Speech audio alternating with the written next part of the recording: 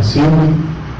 Vou tentar complementar um pouquinho o que o Valmir falou aqui. Ele já falou bastante coisa, né, de CMS, do OSA, benefício fiscal, já deu um panorama político, econômico que tem acontecido atualmente no Brasil, Santa Catarina, né, está incluído aí. E vocês vão perceber que a minha explanação aqui, o meu tema vai ser um pouco mais técnico, né? A gente tenta convergir esses dois assuntos, né, de forma generalizada e trazer aqui, complementando um pouco a glosa de ICMS nas operações de importação sobre concessão de benefício fiscal. É um tema extremamente atual, aqui, principalmente aqui no estado de Santa Catarina, né? Vocês vivem, respiram importação, preponderantemente Itajaí, e a gente está aqui, está lidando com esses problemas, lida com esses problemas em outros estados, Espírito Santo, São Paulo, Rio de Janeiro, enfim, a gente está também por medo do que vem ocorrendo, das irregularidades, das inconstitucionalidades, das ilegalidades. É importante esse espaço, a gente está discutindo aqui, eu acho que o público aqui está heterogêneo, imagino que deva ter alunos de direito, empresários, profissionais aí do setor de importação. Vamos tentar utilizar uma linguagem um pouco mais simplificada, né? Se alguém tiver alguma dúvida em relação a um termo técnico, enfim, fique extremamente à vontade para questionar. Vou tentar passar de uma forma para que todos entendam. E a ideia aqui é realmente agregar, lançar a discussão, debater, estudar, melhorar, enfim. Esse eu acho que, como o Valmir falou muito bem na palestra dele, a gente tem que assumir um pouco mais o papel de cidadão, de profissionais, enfim, de formadores de opinião. O Brasil carece disso. Hoje a gente tem os políticos aí, sem entrar também em questão política e partidária, mas a gente está vendo isso aí diariamente, os políticos que estão aí tomando medidas nem sempre adequadas ou corretas, balizadas aí dos princípios que deveriam se pautar, né? Então, nós temos que trabalhar, fazer a nossa parte para que isso não aconteça, para que aconteça cada vez menos. O objetivo de chegar a um ponto que o Brasil, uma terra abençoada, por vários aspectos, né? Para que a gente chegue um dia e consiga, lá em cima um pouco, né? A gente está crescendo, está evoluindo, está ampliando as alianças internacionais aí, Mercosul, China, Índia e etc. Né? Então vamos fazer isso valer a pena, vamos buscar, e eu acho que esse passo aqui é importante para isso também. Bom, vamos começar. O tema é o ICMS, a glosa de ICMS nas importações sobre concessão de benefícios fiscais. Bom, rapidamente, dando uma introdução em relação ao ICMS, só para fins didáticos, né, para a gente entender do que a gente está falando. O ICMS é o imposto sobre circulação de mercadorias e serviços. E a denominação essa que advém da Constituição de 88. Antes da Constituição de 88 era apenas ICM. Os serviços ali foram incluídos, né, por a incidência do ICMS foi alargada pelo legislador originário, em 1988, quando da publicação da Constituição. Então, o legislador entendeu por bem acrescentar alguns serviços, né, no caso de transporte intermunicipal, interestadual e de comunicação. São serviços ali, existe uma discussão por trás disso também, se outros serviços que não estariam naquela lei, na lista, né, de serviços da Lei Complementar 116, se a ausência dali entraria na competência do ICMS, Estado, se não entra, enfim. O ICMS é a tabela hoje, talvez, né, não tem base estatística, mas só pelo dia a dia, talvez seja o imposto, né, o tributo, espécie de imposto mais polêmico, né, atualmente. A gente tem inúmeras discussões, poderia ficar aqui 3, 4 dias trabalhando polêmicas, assuntos polêmicos envolvendo o ICMS. E não é à toa, o ICMS hoje é o tributo que tem maior arrecadação disparada.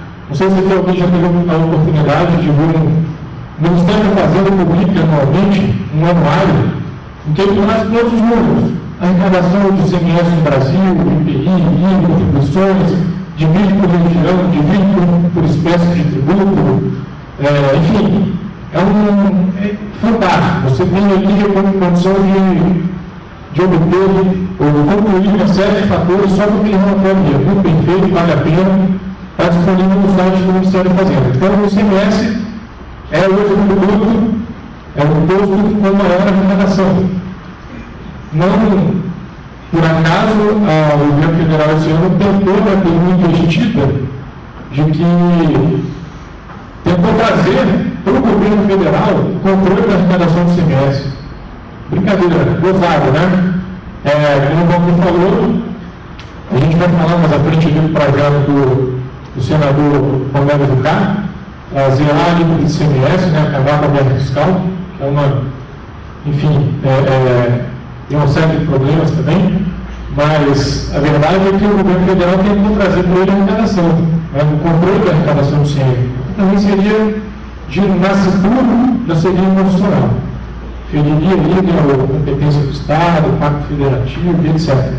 Bom, então, o ICMS, a competência dele otorgada pela Constituição Federal. Na Constituição Federal, como a gente sabe, ou para quem não sabe, né, é um instrumento competente de outorga de competência tributária, e aí também sem entrar no detalhe técnico de competência tributária, até onde alcança esse termo de competência, mas vamos nos ater aqui a competência no sentido de instituir. Cabe aos estados ou ao Distrito Federal instituir o ICMS. É competência do Estado. Logo, eu concluo que o município, o União, jamais poderia, imagine, o município de Itajaí, institui a partir de 1º de janeiro de 2012 um imposto sobre a circulação de carros. Exemplo. Seria legal? Não seria, com certeza. Seria, na verdade, inconstitucional, né? Enfim, então a competência de instituição do ICMS é dos Estados e do Distrito Federal. Está lá no artigo 155, inciso 2 da Constituição. Né?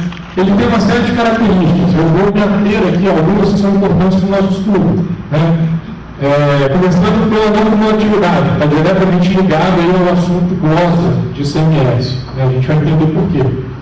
Bom, o princípio da normatividade é aquele princípio, está na Constituição Federal, portanto eu posso afirmar que ele é um princípio constitucional, que diz o seguinte: todo ICMS pago ou cobrado, e aí também existe uma discussão técnica, que a gente não vai entrar em detalhe aqui, mas todo ICMS cobrado na cadeia da operação anterior, ele pode ser integralmente compensado na operação posterior. Então, se eu compro hoje um produto e pago R$100 de ICMS, na minha revenda eu vou aplicar minha margem, correto? O remédio, por exemplo, é R$150. A diferença desse valor eu vou pagar, mas eu compenso. Então, se eu tiver um valor de R$20 a pagar, eu pego o crédito de 10 de entrada, compenso, né, e pago só 10, a diferença da saída. Isso significa que eu estou aplicando a não produtividade, diferentemente do IPI. Desculpa, do I, como o Paulo colocou. O I é um imposto cumulativo. Ele vem no custo. Você paga e você não pode compensar na próxima operação. O IPI também é cumulativo.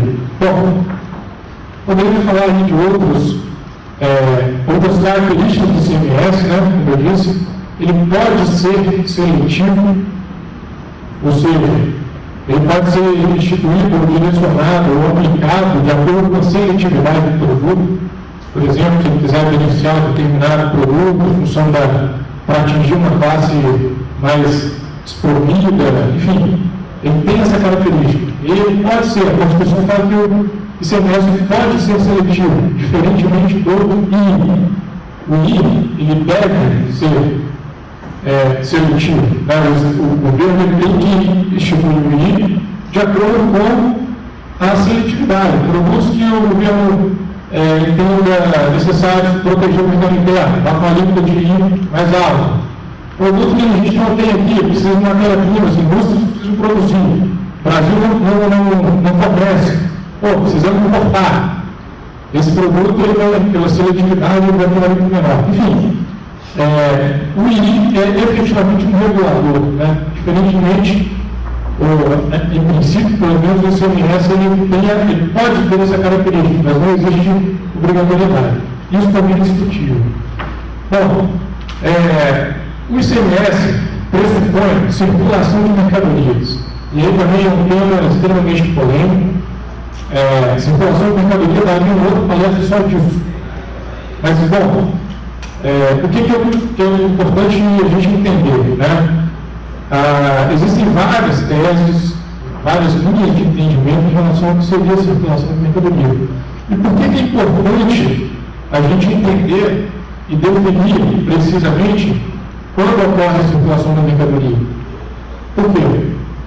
Porque é nesse momento que vai incidir, né, vai nascer o mundo fático, o fato gerador de pagar o ICMS. Né? Circulou a mercadoria, logo deve ser o pagamento do ICMS.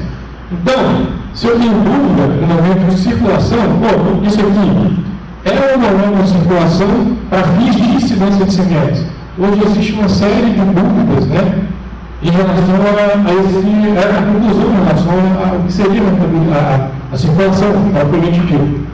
Bom, o que tem resumidamente, né, de mais auditário na doutrina, na jurisprudência, que a gente percebe, você pode ter movimentação de mercadoria e de titularidade. O que seria a movimentação de titularidade?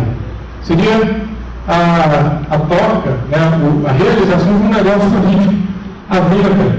Se eu compro e revendo tudo com a parcela, eu estou trocando a titularidade, claro. Eu estou, na verdade, está saindo do meu domínio, aquela propriedade da minha não passa a ser e vai passar do domínio do Dr. Marcelo. Houve efetivamente uma circulação de mercadoria. Houve o quê? Mercância. Né? Então, nesse caso, haveria sim como lá, isso aí é uma dúvida, né, é pacificado, a incidência do ICMS. Movimentação de titularidade sem movimentação de mercadoria também é possível. A gente vê muito no processo logístico, às vezes o cara importa, estoca no armazém, revende, e aquele comprador, aquele pelo qual o importador revendeu a mercadoria, não tem produto no mesmo armazém. Às vezes é um armazém terceirizado, dali ele vai distribuir para os seus clientes. Enfim, eu não posso tirar essa operação do alcance desse preço do ICMS. Se eu tivesse uma interpretação estritamente literal, textual do tributo, eu poderia dizer, não, mas o produto ficou parado, minimou a inflação, então não é só o ICMS. Não faria qualquer sentido, né? O sentido do legislador é efetivamente a realização da mercância, né? A própria titularidade, enfim, a circulação aí não precisa ser necessariamente uma circulação física. Bom, e aí, complementando essa matéria, foi tão discutida, chegou tantas vezes ao STJ que eles editaram as súmulas 166. O STJ diz que não constitui fato gerador do ICMS o simples deslocamento físico de mercadoria de um para outro estabelecimento não contribuinte. Isso também gera polêmica. Os estados, principalmente, alguns estados, ao arrepio do tipo dessa súmula, praticam algumas a gente defende diariamente. Às vezes uma empresa que está no Espírito Santo tem uma distribuição na Bahia. O cara simplesmente tira o estoque dele no Espírito Santo e desloca o estoque dele na Bahia. Uma filial, às vezes, tem que, obviamente, pressupor que são empresas de alcance, né, o CNPJ tem que ser o mesmo, tem que efetivamente ficar comprovado, mas tem estado que vem cobra do ICMS. E essa súmula ali afasta a incidência. A gente já tem julgados aí, isso aí já também já. Mas, enfim, o Estado está sempre preocupado em cercar, né, a efetivação das operações para ver aí, obviamente, que aumentar a sua arrecadação. Também sem entrar em discussão aqui, não é o objetivo apontar se o Estado está correto, se não está, se é draconiano, se não é, se é justo, né? A gente tem critérios de justiça tributária que a gente lida, né, diariamente nessa área do direito, a gente se depara com uma série de injustiças tributárias, né, sociais tributárias, mas enfim. Então, bom, a gente tem delineado aí a questão do ICMS, né? Está bem claro aí, para a gente entender um pouquinho do imposto ao qual a gente vai passar mais à frente. Ele incide ali também, né, sobre o serviço de transporte interestadual, intermunicipal e de comunicação. Até contraditório, né, o imposto de circulação de mercadoria, serviço, mas enfim, foi uma opção do legislador originária, é assim que esses serviços são efetivamente tributados. É importante a gente dizer também que hoje em dia existem conflitos de competência entre Estado e município, muito comum também. A gente já teve oportunidade, né, Valdir, principalmente no Espírito Santo, trabalhar em alguns casos bem litigious, né, são casos muito importantes lá, em que o contribuinte se vira autuado pelo Estado e pelo município. Muito em função, às vezes, do serviço que tinha circulação de mercadoria ao mesmo tempo, mas aquele serviço não estava expressamente na lista anexa à lei complementar, e o município entendia que ele, mesmo na ausência, a competência municipal, e o Estado emplacava a tese de que, se não está na lista, que segundo o Estado seria taxativa, seria por exclusão, competência do Estado. Enfim, existem várias discussões em várias operações em relação a isso aí. Bom, vamos ao tema. O ICMS de importação. O Paulo falou alguma coisa, né? Adiantou, expressou ali a questão do ICMS de importação. Tem a previsão da Constituição de 88, no artigo 155, parágrafo 2º, inciso 9, a linha A, de que ele incidirá também sobre a entrada de bem ou mercadoria importados do exterior por pessoa física ou jurídica, ainda que não seja contribuinte habitual do imposto, qualquer que seja sua finalidade, assim como sobre o serviço prestado no exterior. Cabendo, eu prestei isso aí, só para chamar a atenção de um detalhe, um parênteses que eu vou fazer, está indiretamente relacionado, mas cabendo o imposto ao Estado onde estiver situado o domicílio ou estabelecimento destinatário de mercadoria, bem no serviço. Bom, essa previsão de incidência, né, de fato gerador, esse é um dos fatos geradores do ICMS, né? Também existia há um tempo atrás uma certa discussão, já foi superada, no sentido de, se a mercadoria entra, e se o imposto não é cumulativo, alguns advogados, algumas teses há algum tempo atrás, foram lançadas no sentido de que seria justo que na entrada ele tivesse crédito também, né? Na verdade ele não tem, ele só paga. Você paga na operação seguinte, já no Brasil, já internalizado, que você vai se acreditar que você pagou na entrada. Você não teria direito a um percentual de crédito, como se ele viesse da operação do exterior, seria um crédito aplicado sobre o produto no mercado internacional, né? Tiveram várias ações nesse sentido e foi superado. Isso aí já não impacta. Mas o grifo ali foi no seguinte sentido. Hoje, uma das discussões importantes que estão acontecendo aí nos tribunais superiores, não sei se alguém já teve oportunidade de ver algum julgado ou participar dessa discussão, mas em relação a que Estado cabe o ICMS na importação. Porque esse texto, né, essa redação, ela deixa algumas dúvidas.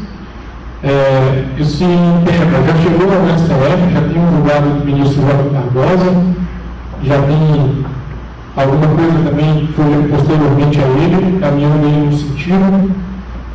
E é uma coisa que a discussão também não está extremamente pacificada, né? E aí a gente tem também para ele a questão da glosa, porque a gente tem estados hoje, principalmente o estado de São Paulo, que está gozando, está alterando fervorosamente com base nisso. Eles entendem que o ICMS da importação é devido ao, no caso, com a importação por conta de ordem e ao adquirido por conta de ordem, que normalmente está localizado em São Paulo. Cerca de 70% dos produtos têm destino em São Paulo, né?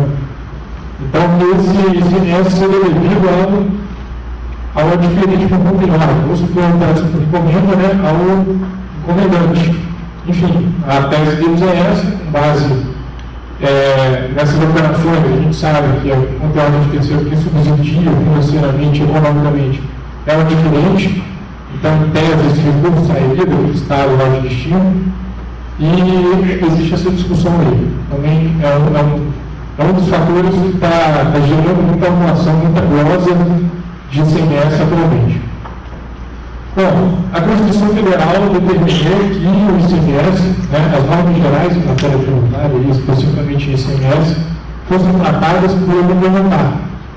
E aí, em 96, a gente teve a edição da lei complementar número 87, mais conhecida como lei Brandil, regulamento, lei extensa, que trata das questões do ICMS, e na lei Brandil também, logo no artigo 2º, parágrafo 1º, inciso 1, ele replica, ele traz também a previsão do fato gerador do ICMS da importação.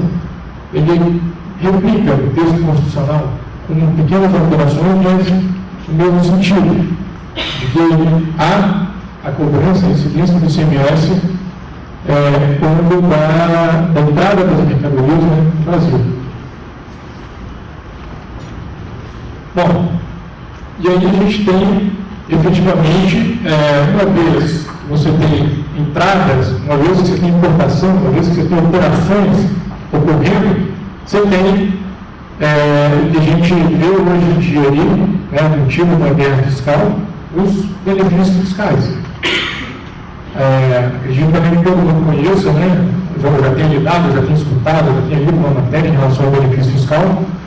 Aqui em Santa Catarina, os mais conhecidos, para emprego, GIAT, Enquadro Regular, Prodec, Pronáutica e etc. A gente tem, como o Valmir falou, benefício fiscal no Brasil inteiro. Temos grandes cadeias produtivas, um planejamento. A gente sabe que empresas médias e grandes têm planejamento de 10, 15, 20 anos, planejamento estratégico das empresas. Às vezes as empresas tomam uma decisão de planejamento de investimento para 20, 30 anos com base no benefício fiscal. É comum. Aqui a gente tem vários exemplos. Tem a Azimuth, que é um estaleiro, o maior estaleiro de barcos de uso comum, uma multinacional italiana, e veio para cá muito em função do benefício também. Enfim, temos aí uma série de movimentações do mercado nacional em função de benefícios fiscais. E por trás disso, o que nós temos? Famílias, pessoas, localizações, municípios, estados, etc. O Nordeste depende muito de benefício fiscal. Então, a gente vê hoje no Brasil uma estrita dependência de alguns estados, municípios, dos benefícios. O que o governo busca fazer agora, de zerar o lucro do ICMS, que mataria, se não todos, aí, a grande maioria dos benefícios, seria mais ou menos uma operação de coração com, sei lá, 10% de chance de sobrevivência. O comparativo que eu quero fazer seria o seguinte: zerar o ICMS hoje seria decretar a mortalidade de uma série de empresas, falências, saídas, fuga de empresas do mercado nacional, multinacionais que vêm e se instalam. A gente tem esporadicamente reuniões com executivos, alguns estrangeiros, e eles ficam horrorizados, quase que unânime. Mas, olha, se tivesse que voltar para o Brasil hoje, eu não voltaria. Porque o governo aqui, a gente fala uma coisa hoje, e amanhã a gente fala uma outra, no outro dia ele já mudou totalmente. Não tem segurança, jurídica, política, enfim. A gente carece de tudo isso aí. Mas, bom, vamos nos ater ali a questão dos benefícios. Como é que a funcionalidade do benefício fiscal, ela normalmente ocorre a concessão desse benefício, ou uma determinado ramo de atividades, enfim, especificamente direcionado para alguma cadeia produtiva, ou, em alguns casos, direcionado para uma grande fábrica, uma grande indústria, para atrair, são atrativos que os estados oferecem, para que essas empresas se instalem, gerem renda, gerem emprego, enfim, nos seus territórios. é um regime de concessão e revogação, né? E aí tem alguns detalhes também que são pertinentes. A gente tem súmulas, inclusive, por exemplo, quando o benefício fiscal, no caso de isenção, especificamente isenção, que é um tipo de benefício fiscal. A gente tem vários ali, como a gente não incidência, crédito pelo micro, ferimentos, etc., financiamentos, no meu caso do Fundap, né? Que aí também existe uma discussão sobre benefício financeiro ou se é benefício fiscal, não cabe aqui. Mas, enfim, no caso de isenção, quando o benefício é concedido com prazo determinado, em contrapartida de investimento, o Estado não pode, a qualquer momento, revogar. Existe uma súmula dizendo isso. Para dar um mínimo de segurança, imagina uma empresa que, exemplo, a própria Zimut, para falar da empresa local, que está aqui, eu acho que eles estão com cerca de 300 funcionários, com estimativa de chegar a 1.000 e pouco agora em 2012, instalando a cadeia de planta de produção deles aqui, investimento milionário, que o cara vai retornar isso talvez daqui uns 20 anos, vem em função do benefício desse e do dia para a noite, como aconteceu aqui no mês do ano, o governador vai e edita uma norma e revoga ou suspende. Não tem a mínima lógica numa sistemática dessa. Você realmente gera insegurança, você gera receio de investir. Todo mundo tem receio de aplicar dinheiro, de aplicar recursos, porque hoje, contando com benefício, contando com facilidades do governo, contando com a estabilidade econômica que o Brasil vive, já é difícil. O empresário já tem uma dificuldade enorme de placar, de conseguir alavancar seu negócio, retornar o investimento, começar o lucro. Imagina uma situação dessa, você aplica 200 milhões de reais num dia e no dia seguinte você pode ver o projeto lá abaixo. Acho que ninguém, sem consciência, admitiria uma situação dessa, né? O governo federal está tratando benefícios fiscais de uma forma muito, a meu ver, e aí eu aplico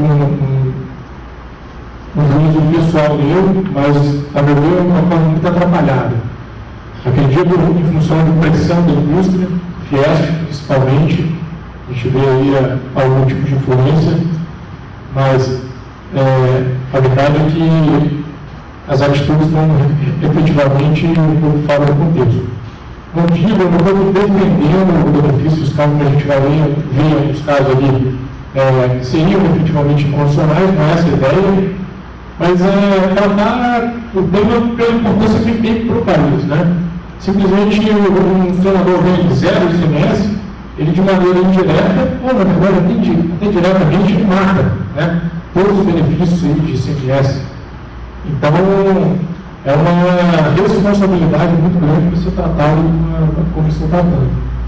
Aí alega, né, não, vamos compensar, saiu a matéria agora, o próprio Roberto do CAP, dizendo que está tendo reunião, o governador Carlos Bruna, o secretário de Fazenda, e que vai acabar o Fundap, mas o governo federal vai compensar. Mas, pô, peraí, depender do governo federal para te dar compensação, o Gabriel acabou de falar a importância da arrecadação do Fundap para o Espírito Santo. Um mero protocolo entre São Paulo e Espírito Santo derrubou em 50%, 55% a arrecadação. Imagina zerar isso aí. Enfim, eu estava lá nessa época, né? Sou do Espírito Santo, eu vivenciei isso lá.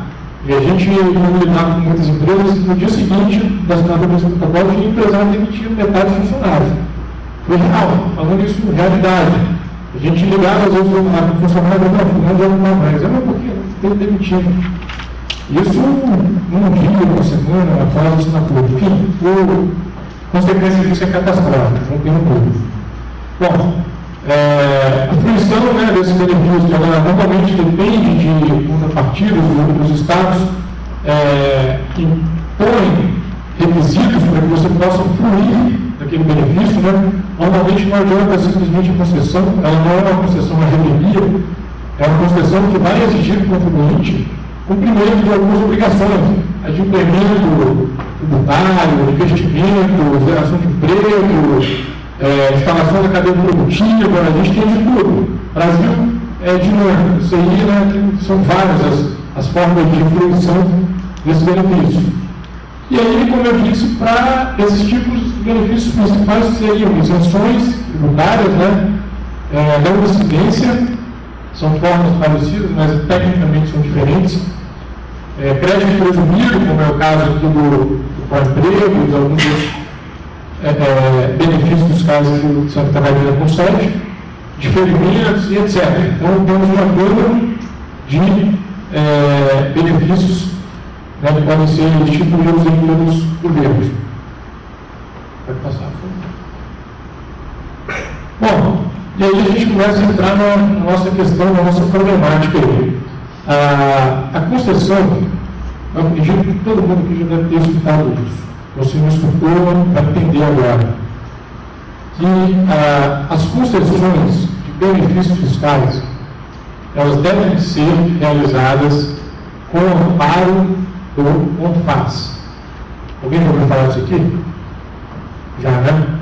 O que é o CONFAS? É o Conselho Nacional de Política Fazendária. Ele é um conselho que reúne o secretário de Fazenda de todos os estados da federação. E esse conselho fazendário é competente para quê? Discutir matéria de ICMS, estados, protocolos, convênios. O Estado preenche uma substituição tributária, o Estado de Santa Catarina com Minas Gerais. É feito um convênio ali e passa-se bilateralmente, né, os Estados se comunicam, começam a aplicar o que o convênio determina. Então, mas a Constituição Federal determinou o seguinte: artigo 155, parágrafo 2º, inciso 12, a linha G.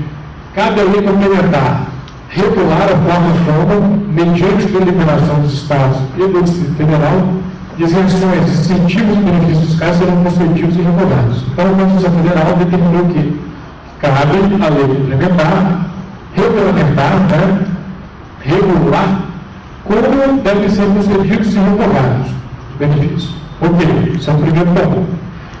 Veio a lei complementar, na verdade, ela já existia, né, foi recepcionada pela Constituição de 88, apesar de ela ser pretérita, né, é uma lei complementar de 75, a Constituição veio logo em seguida, em 88, mas ela foi recepcionada logo no artigo 1º, diz o seguinte: as isenções do imposto, vejam que ele trata um caput de isenções. As isenções do imposto sobre operações relativas à circulação de mercadorias serão concedidas ou revogadas nos termos de convênios celebrados e ratificados pelos Estados e pelo Distrito Federal, segundo esta lei. Aí, para matar a questão que seria, né, alguns pessoas, mas é só cada isenção. Parágrafo 1º, parágrafo 1º desse artigo traz, né, se equipara o crédito de eles têm a todos os tipos de benefício fiscal. Bom, pode passar.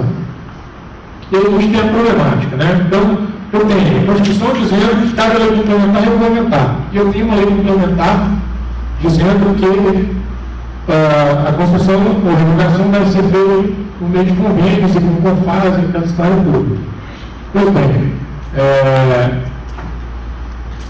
aí vem o primeiro problema: concessão de benefícios a recolher o CONFAS. Seria essa concessão incondicional? Seria ilegal? Ela tem algum vício? Não tem? Se eu for conceder um benefício unilateralmente, eu estou parado, bom, o que a gente vê hoje aqui?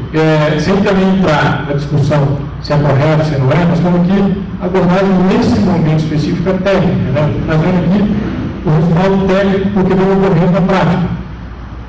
Eu poderia afirmar, como o STF vem afirmando, recentemente ele jogou em escala 14 artigos, né? São ações declaratórias de inconstitucionalidade, jogou 14 e jogou as 14 inconstitucionais.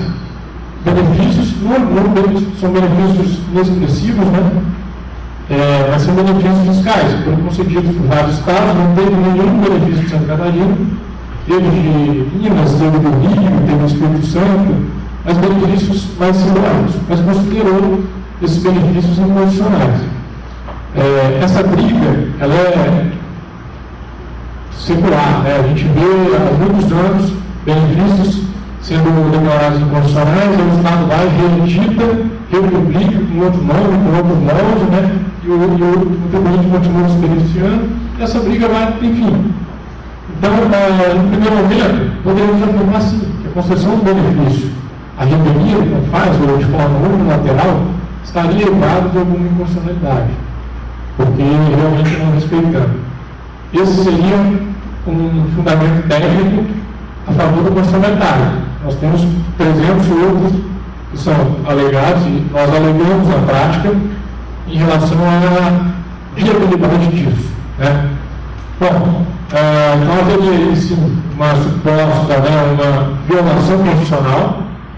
Vejam bem, eu volto a repetir, colocando o posicionamento do STF em relação a isso aí. Ele vem reiteradamente realmente considerando inconstitucionais esses benefícios, que são concedidos à revelia do CONFAS. Ou seja, são benefícios unilaterais.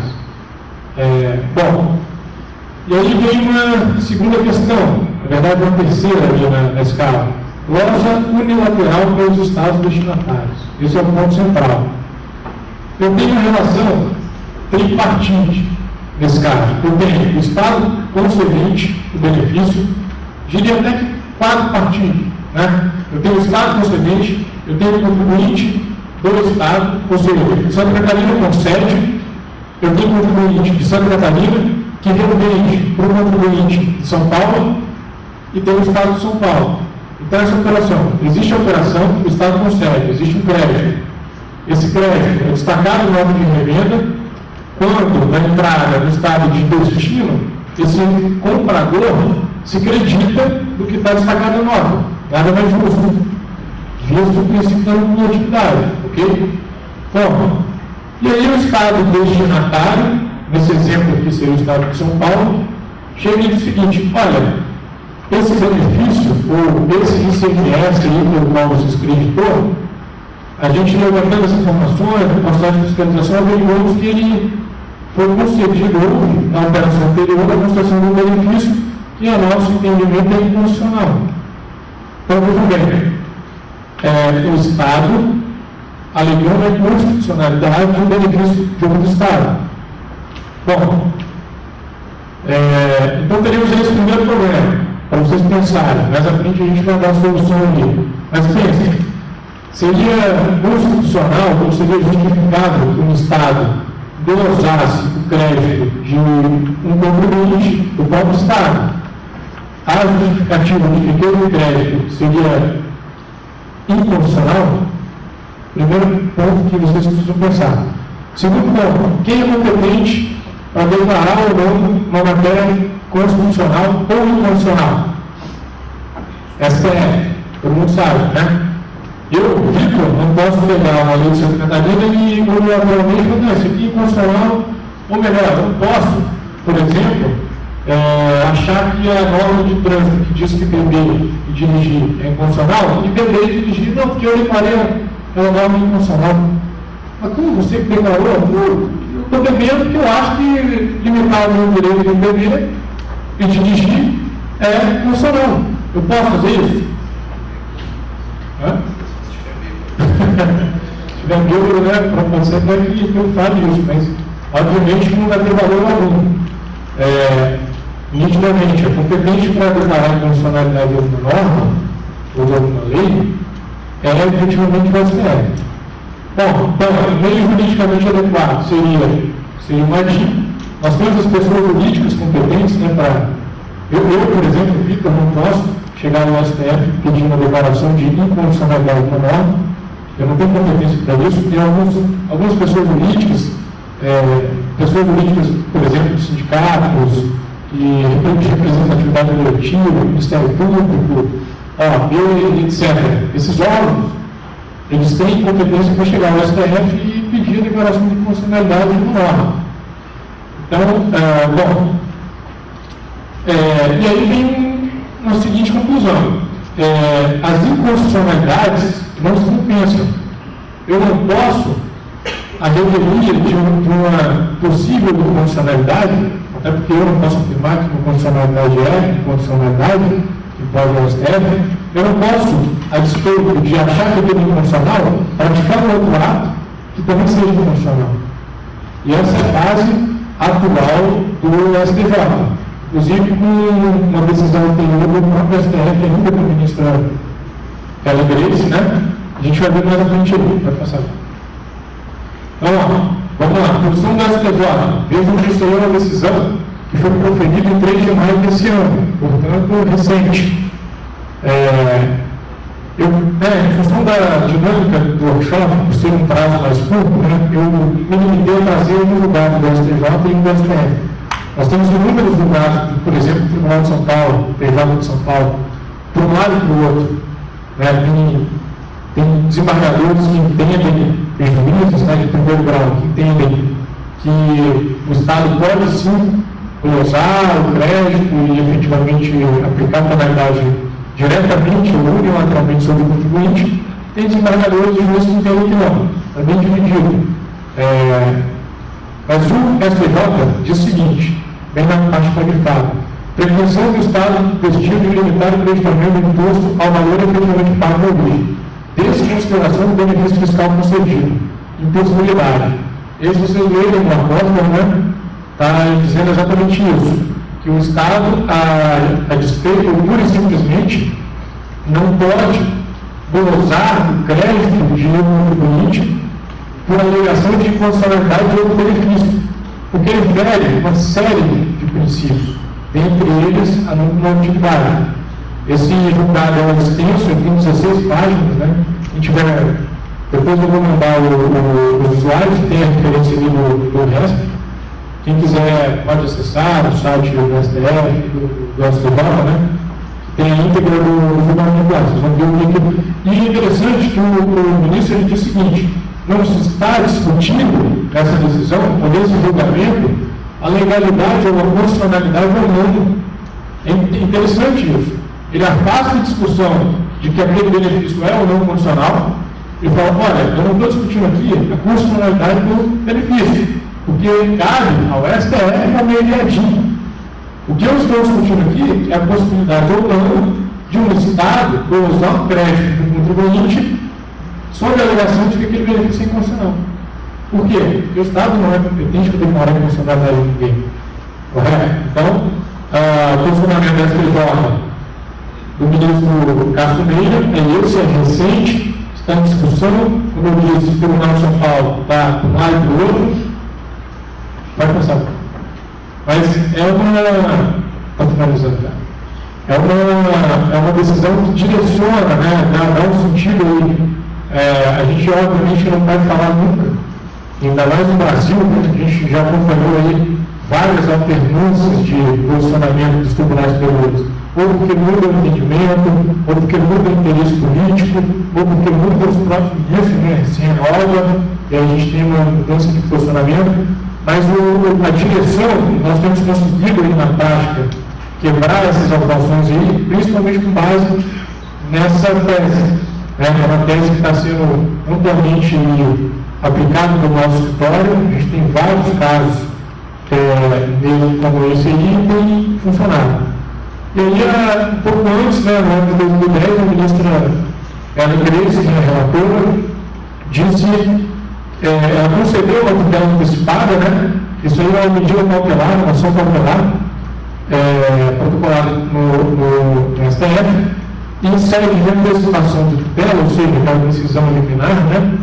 Antecipatória, ela entendeu cabível, né? Apresenta esse questionável em face da sistemática de tributação e textual da não cumulatividade, constitucionalmente consagrado, atentando-se para a orientação desta corte, bem lembrada pelo requerente no sentido de que inconstitucionalidade não se compensa, conforme, né, a DIN 2377, por relator do Ministério da Penitência. Propósito de retaliar preceito do Estado inquinado na mesma balda, não valida a retaliação. Inconstitucionalidade não se compensa. Detalhe, esse julgamento é da BR Foods, esse aqui de vocês. Isso é um caso prático da BR Foods. Chegou ao STF. Vai passar. Bom, para finalizar aí, fechar o raciocínio, né, a gente tem consideração final aí, né? Constitucionalidade, a gente pode falar sem estar cometendo nenhuma aberração política, nós podemos entender, né, plausível a inconstitucionalidade de outros benefícios, como o STF vem aplicando. E, da mesma forma, a glosa também, como conclusão, né, nesse raciocínio, seria a inconstitucionalidade do Estado glosar o crédito que se merece com base em constitucionalidade, uma constitucionalidade sobre constitucionalidade, né? Mas aí efetivamente que ocorre. Então, seria uma conclusão. Isso só acirra a guerra fiscal. A gente tem relatos, né, informais, inclusive, de auditores do Estado, auditores da Receita Federal, procuradores da Fazenda Nacional. Obviamente que eles não podem falar isso de forma aberta, mas nós temos relatos de situações em que o governo impõe determinada medida, já sabendo que uma medida é nula. Em alguns casos, como por exemplo o Estado de São Paulo vem fazendo, para gerar instabilidade política e jurídica mesmo. A gente que está no dia a dia aí, tem algumas pessoas aqui que trabalham no comércio internacional, né, sabem a dificuldade que é fechar um contrato, trazer uma empresa de outro estado para cá, e quando acontece esse tipo de notícia, né, a gente diariamente, é diário isso, pessoal, a gente recebe solicitação de consulta para dizer se vem ou não para o Estado, se é seguro ou se não é seguro, né? Inclusive um papel muito de responsabilidade muito grande nossa. Mas enfim, e a quantidade de empresas que deixa, que não vem para cá, é muito grande. E é isso que a guerra fiscal, esses entes, como por exemplo São Paulo, buscam, né? Bom, também não vou entrar no juízo de valor aqui, respeito do Dr. Marcelo Campos, que é de São Paulo. Não estou fazendo muito tipo de crítica direta do Estado de São Paulo, né? A gente está falando aí de forma, não só o Estado de São Paulo, Minas Gerais faz isso, Paraná está fazendo, Rio Grande do Sul faz, né, doutor? Então, isso aí é generalizado. Peguei o exemplo de São Paulo, mas de homenagem ao Dr. Marcelo Campos ali. Bom, a alíquota zero, né, como o Gilberto falou, zerar o semestre intermunicipal e estadual, projeto 72, o senador Ronaldo Cunha, a gente já falou aqui, ele busca, né, zerar a alíquota de CMS, que acabaria com a operacionalidade dos benefícios fiscais, seria uma medida drástica, como a gente já disse, geraria, obviamente, insegurança jurídica e política, o que, obviamente, também é péssimo para o Brasil. Eu não digo que deveria se manter, não é isso que eu estou defendendo, mas acho que a forma pela qual está buscando consertar esse pequeno deslize técnico, né, da legislação, ele está sendo, eu acho que de uma maneira indevida, né? O governo está entrando em uma linha que, a nosso ver, como o próprio Valmir já falou, se for publicado hoje uma norma zerando a alíquota do CMS, uma norma, né, Congresso, já nasceria morta, né? De cara, já teria uma série de constitucionalidades aí. Mas, enfim. E aí a gente tem, né, a balada da economia nacional e, de certa forma, internacional. Né? Bom, eu busquei trazer, me abster das questões políticas e econômicas aí, obviamente que eu tenho um posicionamento firmado, tenho uma linha de pensamento, mas que acho que o pessoal não caberia agora, porque o objetivo é realmente trazer um pouco da base jurídica que está sendo discutida, né, que está sendo aplicada nos tribunais, nas empresas, nos advogados. Acho que o objetivo já é esse, ser um pouco mais objetivo, trazer uma discussão, colocar para vocês e instigar, né, que a gente pense, né, e agora nessa aberta tem uns minutinhos aí para se tiver dúvida, quiser participar, quiser contribuir, enfim, acho que o objetivo é esse aí. Bom, obrigado, boa noite.